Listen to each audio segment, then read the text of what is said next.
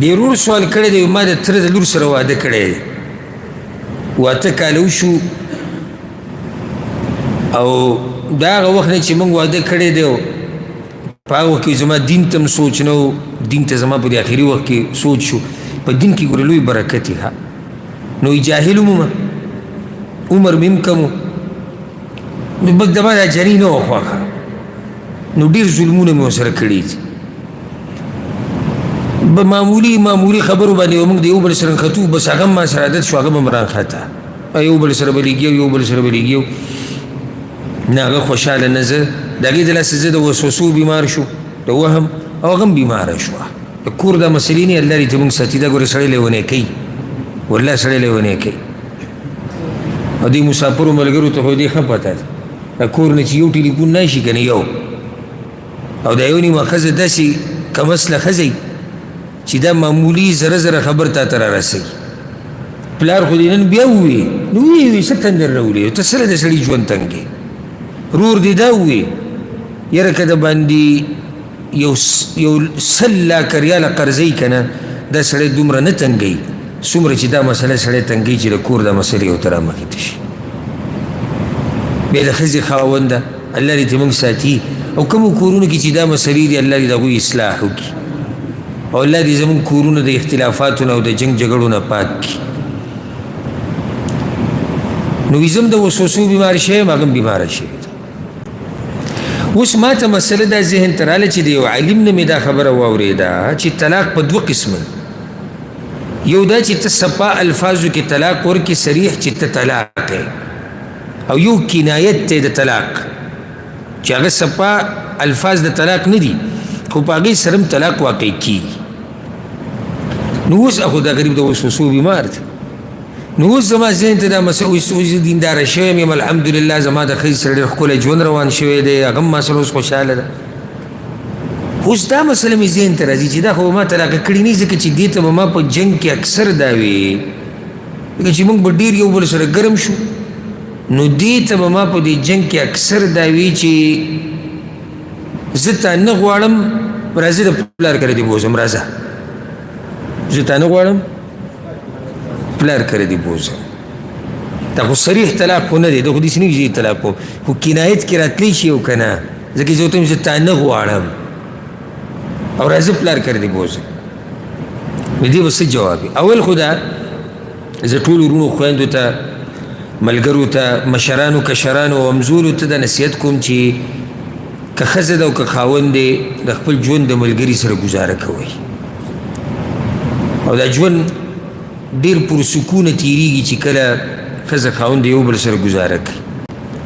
ګوره ته مثال کې دې ملک کې یا بل ملک کې یا په خپل ملک کې خو چېرته بهر ته لاړې او ښځه ستا قدرمنه ده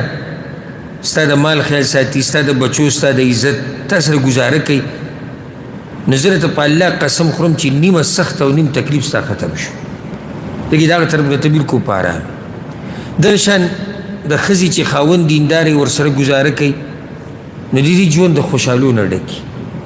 او پوره یو الله دی کمی په موږ کې مشتي کمی په ښځو کې مشتي نو د یو بل کمی به پټو د یو بل په کمی به پرده اچو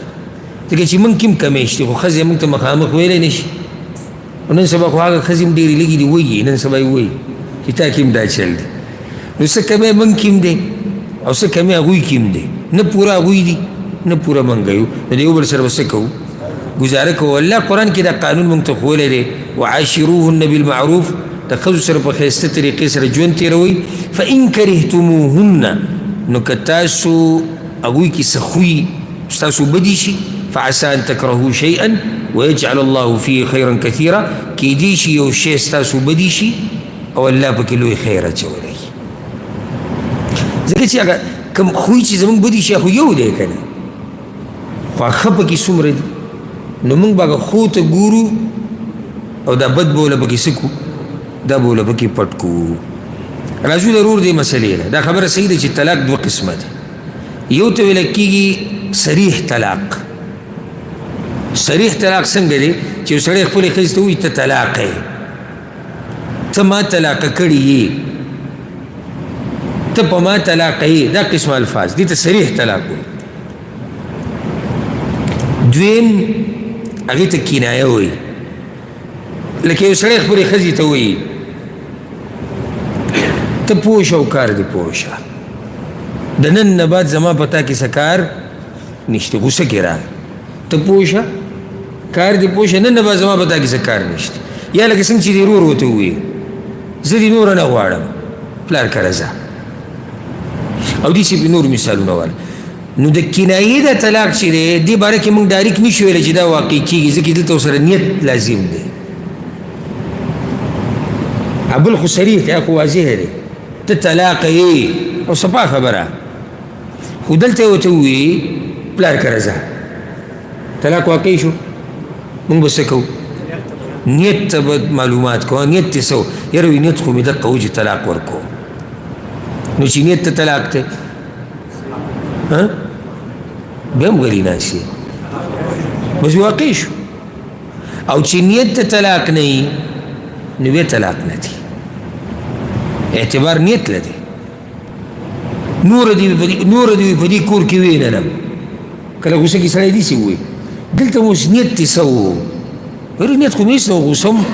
غوسه هم یېرولی مې، نو طلاق نه واقع کېږي. نه وي نیت مې د طلاق و چې نور دې دلته ویننم ته طلاق یې، نیت مې دقه دی، نو بس بیا طلاق څه شو؟ واقع شو. اخره کې دا سوال د عفوا دا نصیحت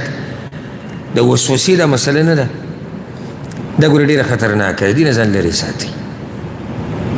د دې نه ځان لرې ساتي. والله چې دا سړی لیونی کوي، ګورې که هغه وسوسه په عباداتو کې ده او که په نورو مسلو کې ده. مه کوئ دا وسوسې او سوچونه او فکرونه سړی لیونی کوي، چې زما خوا ته ډېر زیات راځي،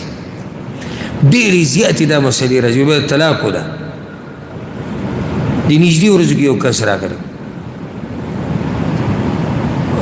غریب به دقه یو خبر رانیولی، وایي ښځې ته مې هغه ټکي ویلي دي، ټکي نو مې څنګه دي ویلي دي؟ یقیني ده پته لري چې تا ویلي دي؟ وایي نه هسې داسې ځان سره سوچ شروع کړم که نه کار کې، نو داسې راته ښکاري چې ما چېرته ویلي دي. دا سړی اخره کې لیونی کېږي چې ولې قصه راوایي. او دا یو مثال ما تاسو له درکو کنه، زما خوا ته بې شماره داسې خلک راځي چې د طلاقو دا وسوسه ورته ده. الله ته په دې وسوسو نه رانیسي. طلاقو ته ویلو ضرورت دی، د لیکلو ضرورت دی، د نیت ضرورت دی، ارادې ضرورت دی.